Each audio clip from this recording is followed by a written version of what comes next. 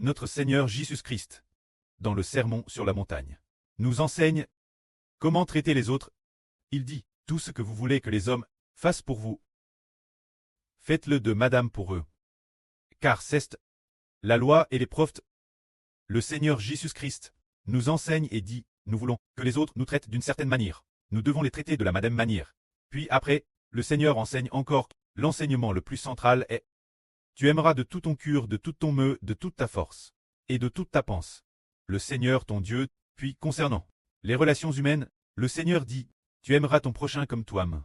Et nous, le Seigneur a enseigné plusieurs reprises. Aimez-vous les uns les autres. Donnez sa vie pour ses amis. L'amour d'un homme n'a pas de plus grand que cela. Alors comment traitons-nous, les frères et sœurs? C'est dire, aimer son prochain comme soi-même. Mais le Seigneur Christ nous donne un commandement nouveau, qui est de s'aimer les uns les autres. Et si nous nous aimons ainsi les uns les autres, on peut dire que c'est la meilleure norme pour traiter les autres. Et c'est ce que le Seigneur Christ nous a donné, un commandement nouveau unique, se dire que dans le Nouveau Testament, le Seigneur ne nous donne qu'un seul commandement nouveau, qui est de nous aimer les uns les autres. Se dire s'aimer les uns les autres. C'est l'enseignement du Seigneur. Tel fait, si nous aimons les uns les autres ainsi, et que nous écoutons ce commandement du Seigneur, le Seigneur va abondamment bénir cette personne, le Seigneur sera avec elle. Ainsi, cette personne portera beaucoup de fruits. Par exemple, ceux qui s'aiment grandement les uns les autres, ceux qui aiment leurs frères et sœurs, le Seigneur s'en réjouit. Le Seigneur se réjouit. Le Seigneur dit, cette personne a un si bon cœur pour s'aimer les uns les autres. Alors je vais lui donner encore plus de fruits. Je vais faire d'elle une personne qui porte beaucoup de fruits, en lui donnant encore plus d'enfants. Ainsi, ceux qui ont un cœur pour s'aimer les uns les autres, ses frères et sœurs, les enfants qu'ils auront l'avenir, seront TRS nombreux. C'est l'enseignement du Seigneur. Tel fait. Ensuite, le Seigneur continue. Enseigner ainsi, il nous enseigne, entrer par la porte étroite. Qu'est-ce que cela signifie? Frère Eschbert, pourquoi ne pas d'abord lire ce que le Seigneur dit? Entrer par la porte étroite. Car la porte qui mène à la mort est large, le chemin est spacieux. Et il y en a beaucoup qui y entrent. Mais la porte qui mène à la vie est étroite. Le chemin est resserré. Et il y en a peu qui le trouvent. Ce passage, bien qu'il soit terrestre court, pourtant, beaucoup de gens ne le comprennent pas. Frère Eschbert va partager un beau témoignage. Pas vraiment. C'est un témoignage intéressant. Pas merveilleux, à preuve, mais intéressant. C'est Pokel en 2024. Le frère Heber Elpock crée son entreprise, et il était meurtri. Alors, il s'est rendu dans une église chrétienne. C'était une église de maison. Ce moment-là, ils ont organisé une grande assemblée. Cette assemblée, qui durait 3 jours, devait aller de Guangzhou jusqu'à Huizhou. Alors, les gens de l'église, nous y ont en main. En conduisant, en y allant en bus. Une fois arrivé là-bas, il y avait un frère. C'était un jeune assistant de l'église, qui était du Madame Jeu, que le frère Heber, juste un an plus âgé, nomme Huang Kite.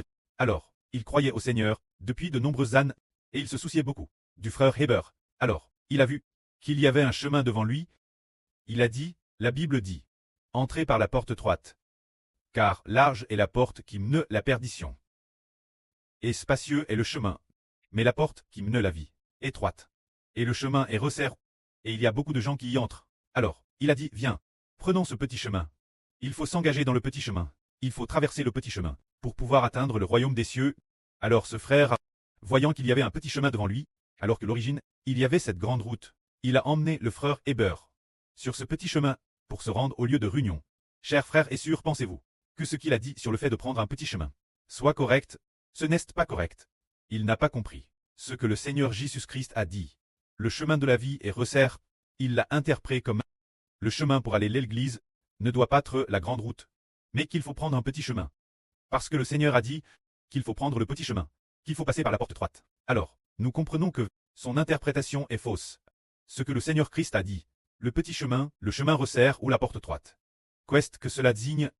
Le chemin resserre, c'est Jésus-Christ. La porte étroite, c'est aussi Jésus-Christ. Pourquoi ce n'est pas la grande route, ni la porte large? La grande route, c'est le diable Satan. Le chemin large, c'est aussi le diable Satan. La grande porte, la porte large, et le chemin large, ce sont tous le diable Satan et les anges Tchous. Ce qui veut dire que le chemin sur lequel on marche avec le diable Satan est TRS large, et beaucoup de gens ont emprunté ce chemin, mais marcher sur ce chemin de Jésus, ce chemin de la foi en Jésus, est étroit, et il n'y a que 13 terrains, peu de gens peuvent marcher pour pouvoir trouver ce chemin et vouloir marcher sur ce chemin. Et de plus, entrer par cette porte de Jésus-Christ est aussi terrestre étroite. Seule une minorité de personnes veut croire en Jésus, et ensuite, pouvoir entrer par la porte du royaume des cieux. C'est ce que cela signifie. C'est cela qui est correct. Alors nous, aujourd'hui, frères et sœurs, avons aussi emprunté ce chemin. C'est un chemin étroit. Et nous passons aussi par cette porte, qui est aussi qui est aussi une porte étroite. Alors en quoi est-elle étroite? Elle est étroite parce que ceux qui marchent sur ce chemin doivent être persécutés. Ceux qui marchent sur ce chemin doivent traverser des souffrances. Et Madame Trétus, beaucoup de gens disent, oh suivre ce chemin de la foi en Jésus, c'est pire que la mort. On y souffre constamment. Et de plus, on est aussi abandonné par ses parents. Et de plus, rejeté par ses proches et ses amis. Ce chemin est difficile à suivre. Nous ne voulons pas le suivre. Nous voulons suivre le chemin de la richesse. Les gens de ce monde disent tous, tu es devenu riche. Ils marchent sur ce chemin large, mais ce chemin est le chemin de la perdition. C'est le chemin donné par Satan le diable et la grande Babylone. Alors nous aujourd'hui nous disons, il faut suivre ce chemin du Seigneur Christ. Comment le suivre? Nous voyons que les apôtres, on marche ainsi. Les apôtres, le jour de la Pentecôte, après avoir reçu le Saint-Esprit, ils ont comment proclamé l'évangile du Seigneur Christ crucifié. Pour que les gens croient au Seigneur et reçoivent la vie, c'est-à-dire conduire des milliers et des milliers de personnes, croire au nom du Seigneur Christ pour avoir la vie, les baptiser, prier pour elles, et ensuite, enseigner aux gens, suivre le Seigneur de toute leur vie. Et oui, vivre dans l'amour du Seigneur Christ, et non dans le péchage. Alors ce chemin, parfois, on peut être lapide, moite mort par les gens, tout comme l'apôtre Paul, qui a été flagellé plusieurs reprises, et à travers plusieurs fois. En mer, 3 jours et 3 nuits en mer. La drive sur la grande mer, et a fait de nombreuses fois, de longs voyages, a eu faim plusieurs reprises, endurant la faim et le froid, et a aussi travers toutes sortes de dangers. Alors, ce chemin, TRS, peu de gens veulent le suivre, car ce chemin, on peut dire que c'est porter sa croix, se livrer soi-même, se destiner soi-même, traire mi-mort pour le Seigneur. C'est pourquoi ceux qui marchent sur ce chemin sont TRS peu nombreux. Ceux qui croient au nom du Seigneur Jésus-Christ sont TRS peu nombreux. Alors, mais, nous comprenons que, en prenant ce chemin, en marchant jusqu'au bout, en arrivant au bout, alors finalement, on accueille une nouvelle vie. On obtient la vie éternelle, on obtient l'eau de la vie. Ceux qui marchent sur ce chemin, comme ils sont bénissent. Mais, en marchant sur ce chemin, au tout début, nous devons faire face, quelle difficulté, c'est-à-dire, faire face l'opposition de la famille. Au tout début, quand le frère Hébert a pris ce chemin, l'époque, la erreur terrestre du frère Hébert, ne savait pas. Le frère Hébert a d'abord pris ce chemin en secret. Plus tard, la erreur du frère Hébert a demandé, mon fils, pourquoi es-tu si pauvre? Est-ce que tu travailles? Hébert a dit, je me consacre croire en mon Dieu, croire en mon Seigneur. Pourquoi devrais-je travailler? Alors, il s'est fait vraiment gronder par elle. Et puis, elle l'appelait tous les jours, en pleurant, disant, tu ne peux pas faire regarde. Ceux de ton col primaire, ses camarades, ils s'en sortent tous Thérèse bien. Toi vivant comme ce n'est pas possible.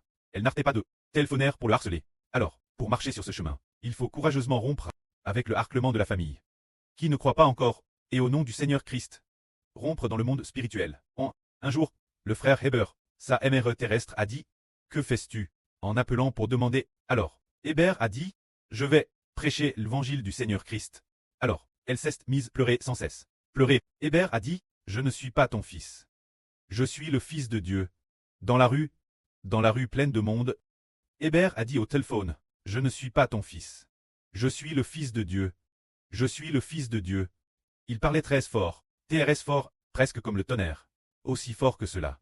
Sur la route, les gens qui allaient et venaient sur la route ont tous vu, tiens, pourquoi cet homme dit-il qu'il est le fils de Dieu? Et en plus, il le disait si fort au téléphone. Alors, ce moment-là, la erreur terrestre du frère Hébert a dit, bien, tu n'es pas mon fils, je ne te parlerai plus jamais, plus jamais, plus jamais. Et elle a raccroché. Ainsi, en marchant sur ce chemin, il y a eu beaucoup moins d'obstacles, la M erreur du frère Heber. Nouveau. Depuis ce moment-elle, cela fait DJ 3 ou 4 ans. 4 ou 5 ans, elle n'a plus jamais oppo un seul mot. Madame des paroles d'opposition, elle n'ose plus en prononcer. Elle envoyait des messages au frère Ashbert. Mais le frère Ashbert répondait Thérèse rarement, se contentant de prier pour elle de temps en temps. Alors, elle n'a plus jamais osé déranger le frère Ashbert. Parce que, pour marcher sur ce chemin, il faut courageusement rompre les liens de la chair et du sang.